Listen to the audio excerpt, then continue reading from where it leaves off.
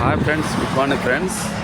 చూడండి ఫ్రెండ్స్, మీరు రైతుల కష్టాలు చూడండి ఫ్రెండ్స్. వాతావరణం సరిగా లేదు, వర్షాలు పడుతున్నాయి, అక్కడక్కడ చిరుజల్లులు. పాపం చూడండి, వాళ్ళు వర్షం పడుతుందనేసి ఎంత ఫాస్ట్గా కుప్పలు వేసుకుంటున్నారు. చూడండి, మీరు జూమ్ చేసి చూపిస్తున్నాను, కుప్పలు వేసుకుంటున్నారు.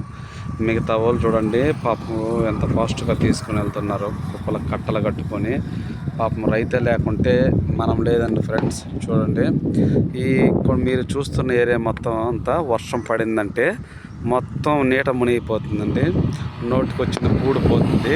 ఆ దేవుడు దయ కరుణ అనేది ఉంటే వాళ్ళకి 1-2 రోజులు వర్షం పడకుంటే వాళ్ళ కష్టార్జితం ఇంటికి చేరుకుంటుందండి. రైతులు దీనిపైన ఎంతో కొన్ని వేల లక్షలు ఖర్చు పెట్టారు.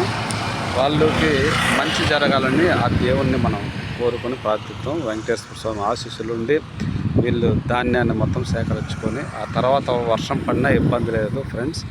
మీరు కూడా ఆ దేవుణ్ణి కోరుకోండి.